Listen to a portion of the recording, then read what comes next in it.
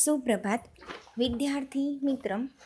Vivekananda Hindi high school कक्षा 11 chapter 10 अनेकार्थ सप्तकम।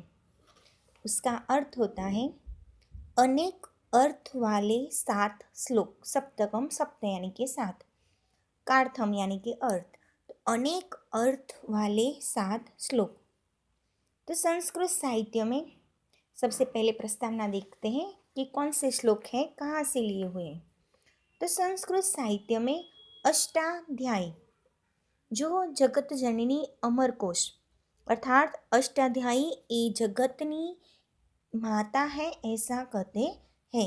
यानी जो अष्टाध्यायी कोश है उसमें पूरा व्याकरण कोश उसे माना जाता है। जब अमरकोश वो कोश ग्रंथ है, तो अष्टाध्यायी व्याकरण ग्रंथ में संपूर्ण व्याकरण का ज्ञान दिया हुआ है।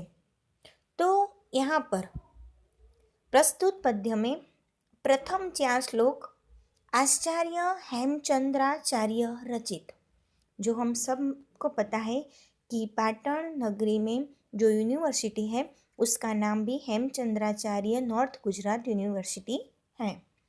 तो ये प्रथम 4 जो श्लोक हैं वो हेमचंद्र विरचित जो अनेकार्थ संग्रह है उसमें से लिए हुए हैं।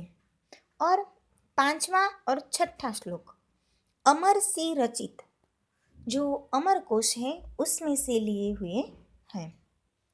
तो यहाँ पर संस्कृत के सुप्रसिद्ध जो कोश ग्रंथ हैं उसमें से यहाँ पे श्लोक लिए हुए हैं और ये सारे श्लोक अनुष्टुप छंद में है।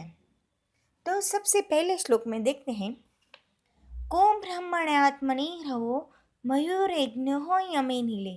जो यहाँ पे सबसे पहला श्लोक है, जब उसे पढ़ते हैं तो कई बार बच्चे को ब्रह्मणात्मनि रहो मयूरेडग्नो, जो ड जैसा है उसे मयूरेग्नो उसे अ के अर्थ में उच्चार करके उसका अर्थ बोला जाता है, उसे उसका उच्चार ड किया जाता नहीं है।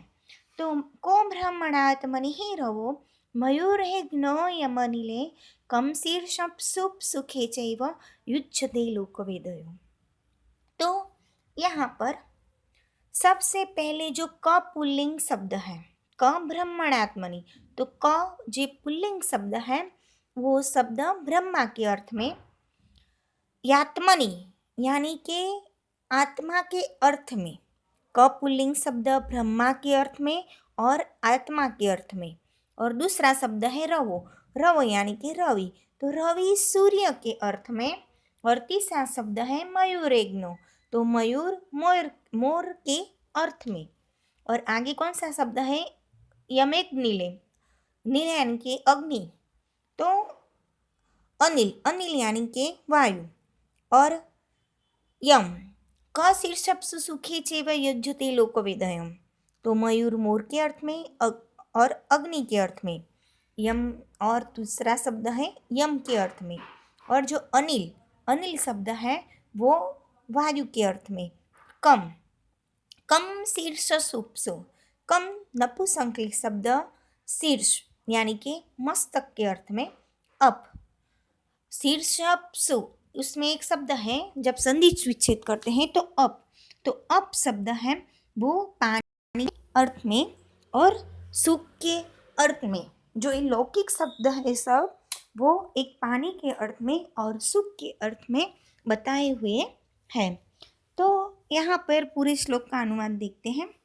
क पुल्लिंग शब्द ब्रह्मा के अर्थ में, आत्मा के अर्थ में, रवि सूर्य के अर्थ में, मयूर मोर के अर्थ में और अग्नि के अर्थ में, और तीसरा यम के अर्थ में, और अनिल वायु के अर्थ में, और कम नपुंसकलिंग शब्द शीर्ष, शीर्ष यानी कि मस्तक, तो मस्तक के अर्थ में, अप यानी कि पानी के अर्थ में और सुख के अर्थ में। लौकिक संस्कृत तथा वैदिक संस्कृत में प्रयोजे जाते हैं। युज्यते लोकवेदयो, ये शब्द लौकिक संस्कृत और वैदिक संस्कृत में उपयोग होते हैं। अब दूसरे श्लोक पे जाते हैं। अजक छागे हरे विष्णु रघुजे वैद्य स्मरे अब्जो धनंतवरो चैत्रे संक्षेप छ पद्म संखयो। अब यहाँ कौन से शब्द हैं जो उसके अर्थ कौन कौन से होते हैं? तो सबसे पहले देखते हैं अज। तो जो अज शब्द है वो बकरा, बकरा यानी कि बकरे के अर्थ में, हर शिव के अर्थ में और विष्णु के अर्थ में, और रघु यानी कि रघु जो हम सब जानते हैं कि जो रघुवंश में जन्मे हैं पुत्र अज, और सबसे पहले रघु, अज, दशरथ और राम। तो ये जो उनका वंश है, जो रघुवंश है, तो रघु से जन्मे हुए पुत्र अज यानी कि सबसे पहले रघु, अज, दशरथ और फिर राम। तो ये जो रघु है वो शब्द उस वंश का नाम बताते हैं, और ब्रह्मा के अर्थ में और कामदेव के अर्थ में। अब्ज नपुंसकलिंग शब्द जो है वो धनंतरी के अर्थ में, धनंतरी यानी कि जो कुबेर धनंतरी है उसके आयुर्वेदिक के जो प्रवर्तक है, दूसरा अर्थ बताए तो उसके अर्थ में भी बताया जाता है, चंद्र के अर्थ में और शंख के अर्थ में।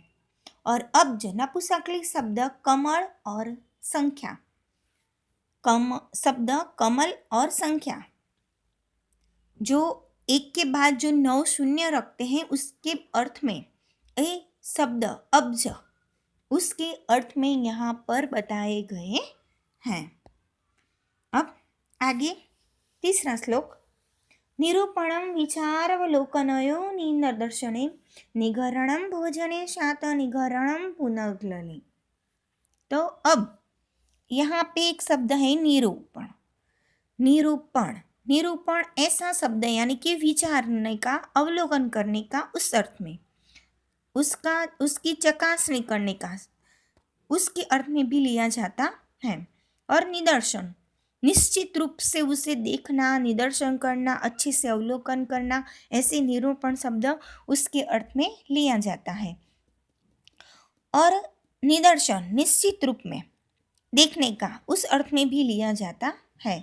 निग्रहण जो नपुंसकलिंग शब्द है, दूसरा है निग्रहणम भोजनम स्यात्।